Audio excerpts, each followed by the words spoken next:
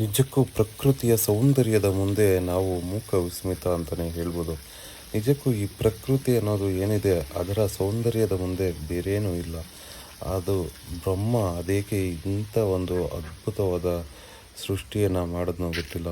ಅದೇನೋ ಈ ಒಂದು ಸುಂದರವಾದ ನೈಸರ್ಗಿಕ ತಾಣಗಳಿಗೆ ಹೋದಾಗ ಮನಸ್ಸಿಗೆ ಸಿಗೋ ನೆಮ್ಮದಿ ಇದೆಯಲ್ಲ, ಅದು ನಿಜಕ್ಕೂ ತುಂಬಾ ಚೆನ್ನಾಗಿರುತ್ತೆ. ಅದೇ ನಾವು ಅದೆಷ್ಟೊತ್ತು ಅಲ್ಲಿ ಕೂತಿದ್ರೂ ಕೂಡ ಒಂದಷ್ಟು ಆಯಾಸನೂ ಆಗೋದಿಲ್ಲ. ಹಾಗೆ ಒಂದಷ್ಟು ಒಳ್ಳೆ ಆಕ್ಸಿಜನ್ ಕೂಡ ಸಿಗುತ್ತೆ, ಆರೋಗ್ಯಕ್ಕೂ ಕೂಡ ಒಳ್ಳೆಯದು. ಒಂದಷ್ಟು ಒಳ್ಳೆ ವಾಕಿಂಗ್ ಆಗುತ್ತೆ, ದೇಹಕ್ಕೂ ಕೂಡ ಒಳ್ಳೆಯದು. ಈ ರೀತಿ ಆಗಾಗ ಒಂದು ರಿಫ್ರೆಶ್ಮೆಂಟ್ ಆಗೋದ್ರಿಂದ ಸೊ ಮನಸ್ಸಿಗೆ ಮತ್ತು ದೇಹಕ್ಕೆ ಎರಡಕ್ಕೂ ಒಂದು ಉತ್ತಮವಾದ ನಿಜಕ್ಕೂ ಬೇಕಾದಂಥ ಒಂದು ಅನುಭವ ಸಿಗುತ್ತೆ. ನೋಡಿ ಎಷ್ಟು ಚೆನ್ನಾಗಿದೆ ಪ್ರಕೃತಿ. ಆ ಪ್ರಕೃತಿ ಸೌಂದರ್ಯದ ಮುಂದೆ ಬೇರೆಲ್ಲವೂ ನಿಜಕ್ಕೂ ಗೌಣ ಅಂತ ಅನಿಸುತ್ತೆ. ಅದ್ಯಾವಾಗ ನಾವು ಈ ರೀತಿಯ ಒಂದು ಸೌಂದರ್ಯವನ್ನು ಸವಿಯೋದಕ್ಕೆ ಭಗವಂತ ನಮಗೆ ಅವಕಾಶವನ್ನು ಕಲ್ಪಿಸ್ಕೊಟ್ಟಿದ್ದಾನೆ.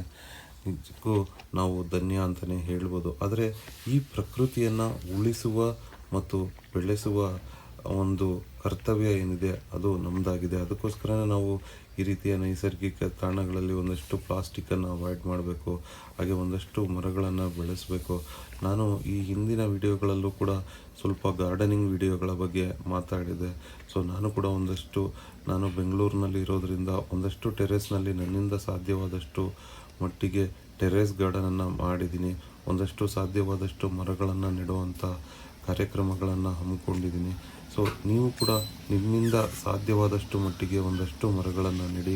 ಸೊ ನಿಮ್ಮಿಂದ ಸಾಧ್ಯವಾದಷ್ಟು ಪ್ರಕೃತಿಗೆ ನಿಮ್ಮ ಒಂದು ಕೊಡುಗೆಯನ್ನು ಕೊಡೋದ್ರ ಮೂಲಕ ನಿಮ್ಮ ಏನೋ ಒಂದು ಕರ್ತವ್ಯ ಇದೆ ಅದನ್ನು ನೆರವೇರಿಸಿ. ಅದು ಪ್ರಕೃತಿಗೆ ಕೂಡ ತುಂಬ ಒಳ್ಳೆಯದು. Thank you friends, thanks for watching.